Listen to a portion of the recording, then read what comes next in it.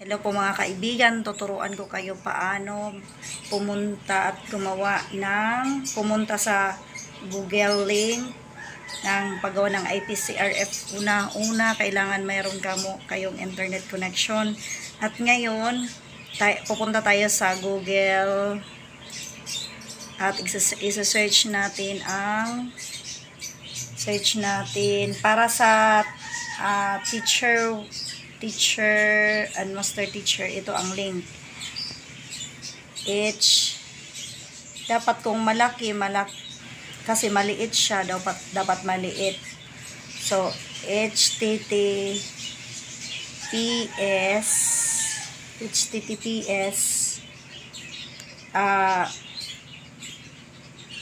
dalawang tuldok tapos /2 tuldok ly/EIPCRF 2020 school year 2023-2024. I-search natin yan. Search natin. Enter. Yan. Enter na tayo. Pagpunta doon, kung ating titingnan ito may word na download. Yan. Yung salita na download. So, pagpunta mo doon, huwag ka sa enable Marcos. Tingnan mo yung download na word ha. Ito. Ilapit nga. Ito, download. Diba ito?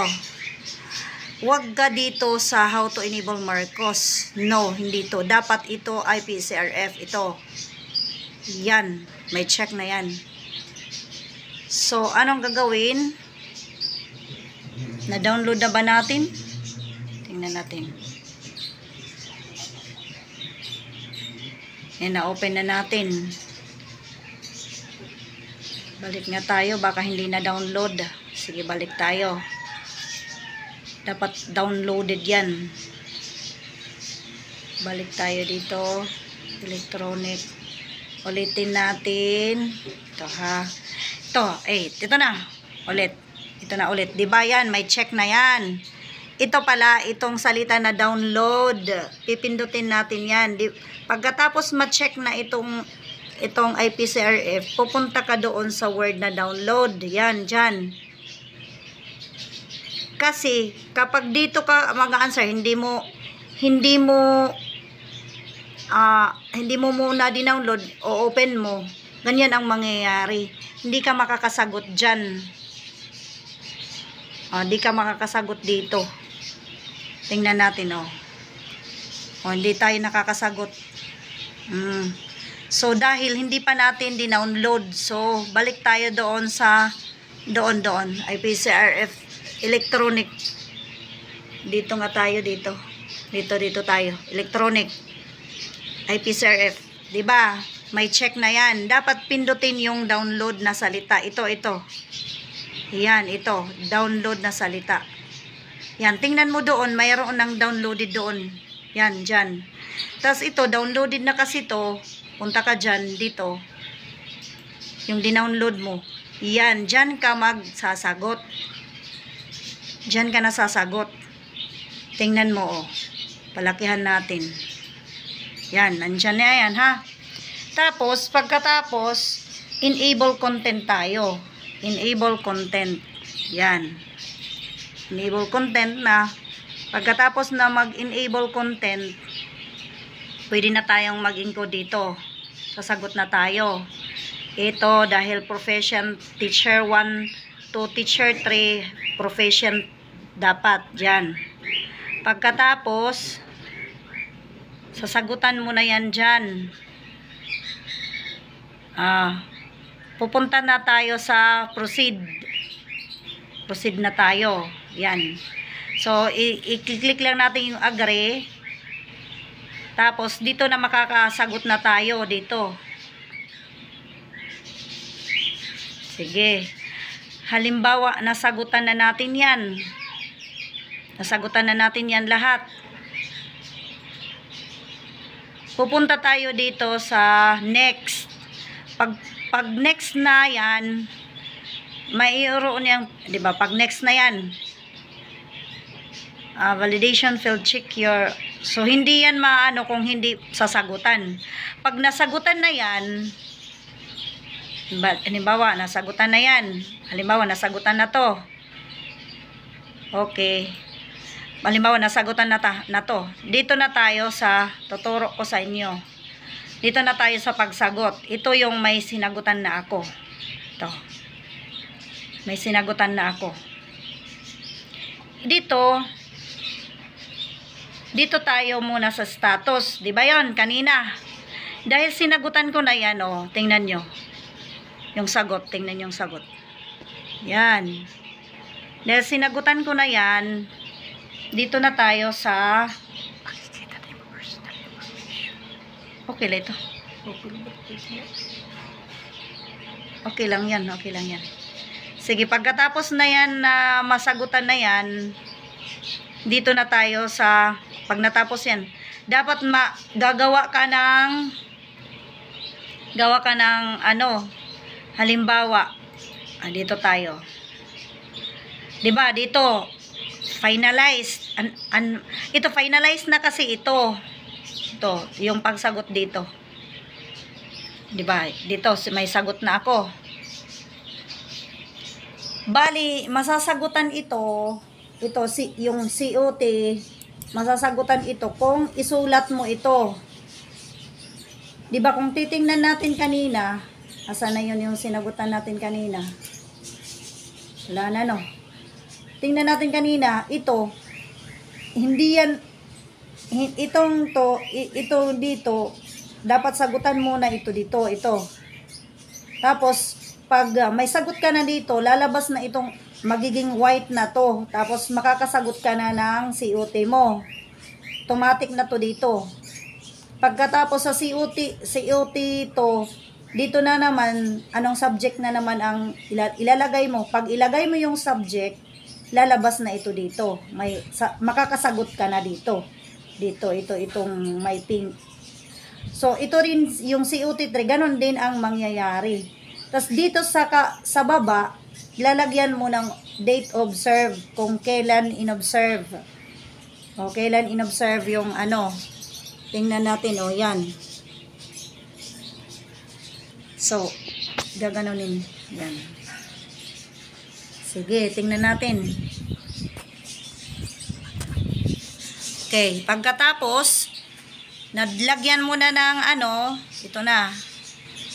Masasagot na yung rating. Yung rating natin ay 4.98. Okay. So, pagkatapos na, at kung sa kabalawan ka, ito yung ano, email. Yan. Kailangan complete ang name. Hindi lang middle name, dapat kompleto. Pag natapos mo na masagot yan, unfinalized na kasi ito. Kasi halimbawa, if kuan ko to, finalized. Halimbawa, mayroon akong sasagutin na mali. So, pipindutin ko lang yung unfinalized. Yan. Tas,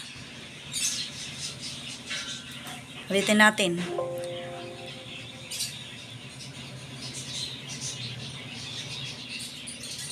Teka, form dependency.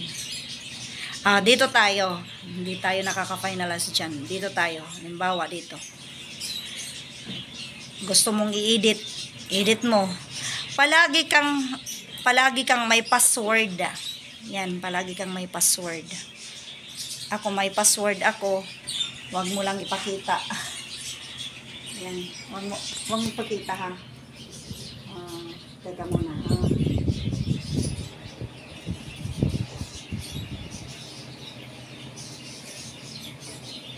Teka, mayroon ng password. Dapat 6 yung password.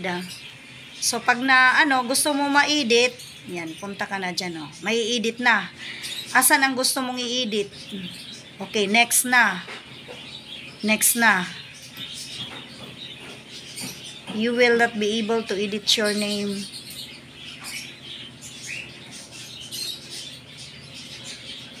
Yes. Ulitin natin yung ano, ikad tula dito din mat nakikitaan. Yan. Tapos go na tayo, go. Ibig sabihin palagi tayong mayroong ano, mayroon tayong password palagi. At tatandaan natin yung password. Do not forget the password. Yan. Nakabalik na tayo. Dito. Pag natapos mo na yan, dito na finalize ko na kasi to. Pag natapos mo na yan, this part cannot be changed because part 4 which has dependency on this form is already finalized. You need to unfinalize to continue part 4. Okay, pupunta tayo sa part 4 kasi finalize na kasi yan. So, pipindutin natin yung unfinalized part 4. Again, magpapassword na naman tayo. Tapos, go na tayo, go. Then, ganyan. Tapos, babalik tayo sa ito, dito sa encoding part 1. Password na naman tayo. Ay no, naba. Teka muna, namali ay yung password ko. Ay, ito ka muna. Yung password ko. Yan na, tapos ito na. Yan, kung gusto mong may i-edit ka, ulitin mo lang yung password mo. Mayroon naman ditong instruction. Halimbawa, gusto mong baguhin ang rating kasi mali yung rating mo. Halimbawa, 6. Ibalik mo ng 7. Tapos, tama na yung lahat na sagot mo. Halimbawa, wala ka pang ito. Hindi kasi ito napa-finalize kung hindi kumpleto. So, ipa-finalize mo na yan. Yan. Ulitin mo na naman ang password mo. Ay, teka. Nadodoble. Yan. Kailangan memorize mo yung password mo. Tapos, kasi yung part 4, unfinalize mo, dapat i-finalize mo na yan. Finalize mo na. Ulitin mo na naman ang password mo. Yan. Finalize na yan. Lahat ay finalize na. Pag finalize na yan, kung gusto mong i-finalize, pindutin mo lang yan. Palaging tatandaan ang password. May sagot na yan lahat. Okay. Tatandaan din natin, ito, status mo part 1, part 2, part 3, part 4. Finalize na yan lahat. Tapos, yung encoding na, nagka-problema ako sa encoding. Kasi sa encoding, akala ko ipiprint ito. Hindi pala pwede. Yung status. At next din. Teka muna. Yung next din na ano, yung hindi pwedeng i-encode. Ang hindi pwedeng i-encode or i-print ay yung status. Hindi mo yan pwedeng i-print. Encoding, ito yung encoding part. Yan dyan. Itong yung encoding part dito. Hindi yan pwedeng i-print din. Teka muna. Yung encoding part, hindi yan pwedeng i-print. Yung encoding part 2, hindi yan pwede rin i-print. Pwede lang i-print itong part 1, part 2, part 3, at part 4. Yan lang ang pwedeng i-print. So, yun na ngayon. Yun na yun. Kaya ngayon, mayroon na akong result dito. Na may na-print na ako. Ito yung part 1, part 2, at saka part 4. Yun lang. Thank you.